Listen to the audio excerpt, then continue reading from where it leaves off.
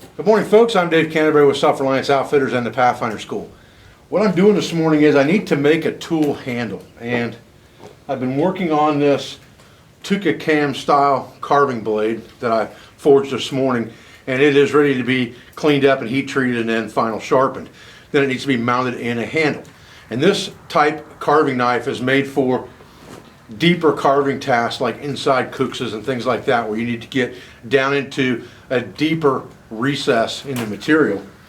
And generally it can be a two-handed tool, so I needed something I could get a couple of hands on. I needed something fairly good size and diameter, so I decided to use oak for that. And I've got a piece of oak that's been over here drying for quite a while. I don't expect it to crack once I remove the bark, but that's a really good task for our woodworking bench here, our woodcrafting bench, our shave horse, whatever you choose to call it, and our new draw knife.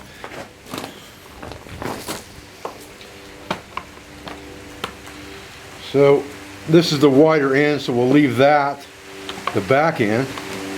We're going to get some rain today, it looks like. And we'll start by working on this end and just shaving it down.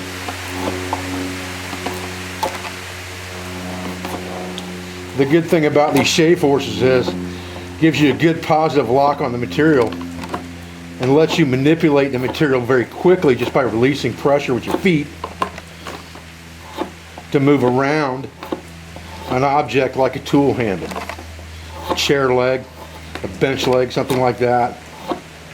This works really, really well for that. Still got some moisture in this wood. Part of that could be that it has been raining for a couple days out here, and this is under an overhang. And that's the thing about wood, is it collects and releases moisture all the time. No matter how dry you get this wood, if you get this stuff out in the moisture again, it's going to collect a certain amount of moisture back into the wood. And you can see that thing just takes the finest of shavings when you want it to, and it'll hog off as much material as you want it to. It's just a great little pack tool or a tool around the shop.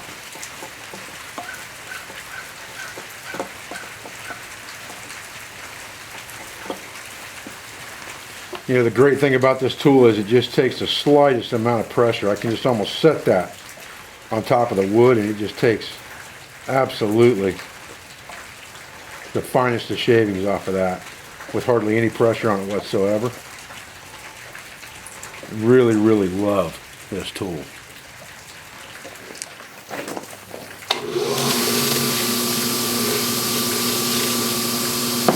Alright, let's get an initial buff on this blade before we seat it in the tool.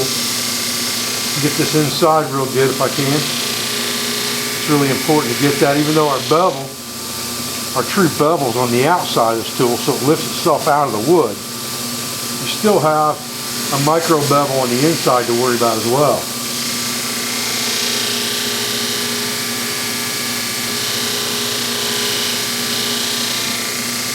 Again, all I'm trying to do is get an initial cleanup here so I can kind of see where I'm at before I put the handle on it.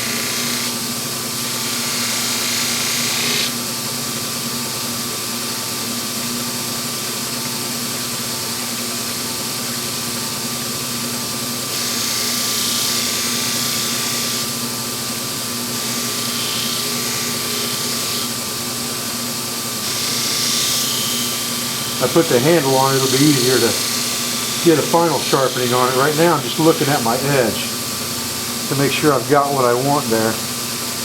There's no curves or humps in it or anything like that, and it's all going to be nice and smooth. All looks pretty good, really. I think we can go ahead and put that in a handle now and let it dry, and then come back and give it a final sharpen and a test. We should be in pretty good shape with that. Again, it's a left-handed tool. Alright, so we're ready to seat this thing in our handle. So we're going to fill our handle with epoxy here and then get this thing seated. Let it set up. I'm using JB Weld 5-minute epoxy. It's pretty good stuff. Just a 2-part epoxy that you mix together. Now I'll just put that thing in a vise and I'll babysit it for a minute here to make sure that everything's flowing down where I want it into the hole. Watch it set up, and if there's any gaps, I'll put more epoxy in there. I want to fill that cavity completely with this epoxy. Okay, so I went through a couple times of it going down into the hole and having to add more epoxy. And I like it humped up around the outside like that. Just kind of a glaze over on top of the tool. That's the way I like to use epoxy when I'm seating a tool in epoxy. Now, this is quick drying epoxy, but I'm still going to let it dry overnight. Alright, so before we seal this handle, we'll go ahead and just give it a final sanding real quick with the sanding saw. Get any epoxy off this front edge.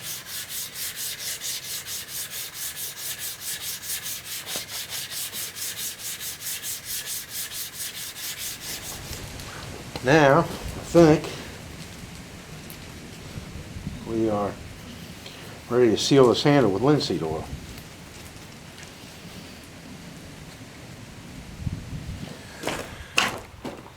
Alright, so I'm just going to take some boiled linseed oil here and rub it into the handle really good.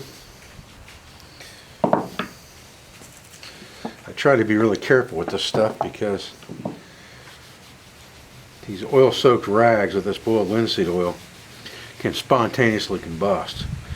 So generally I just drown these things in water after I use them and try to wash all the oil out of them, and I leave them in that bucket of water for a while.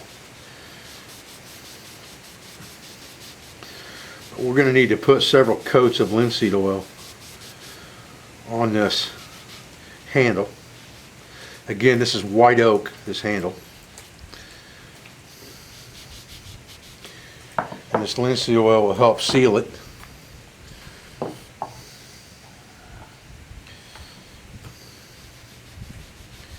Right, so our tool is now dry. It's right here. And it looks pretty good. I'm happy with it for sure.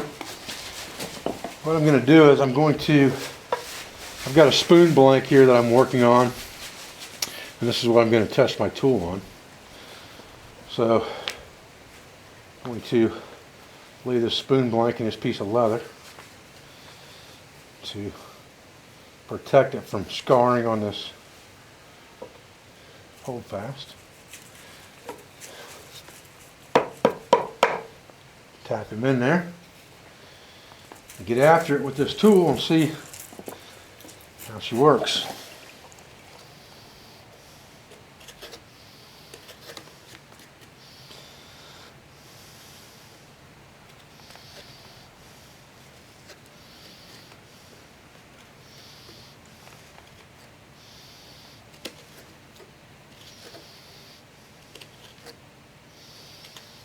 Nice.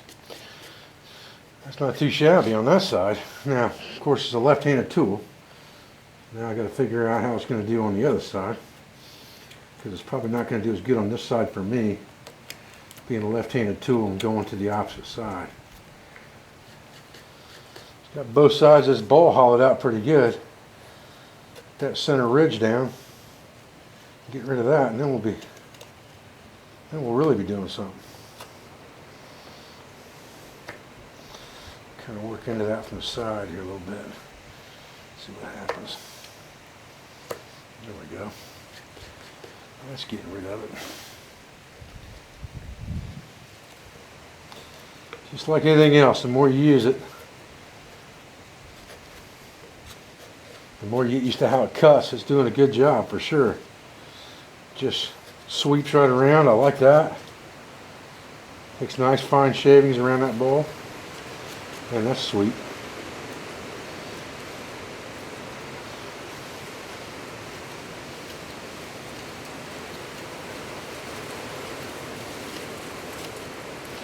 Oh yeah. Beauty.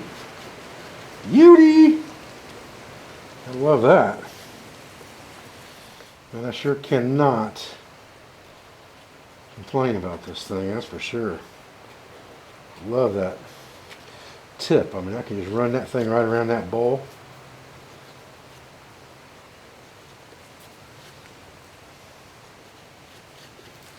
That thing's really, really nice. Man, oh man.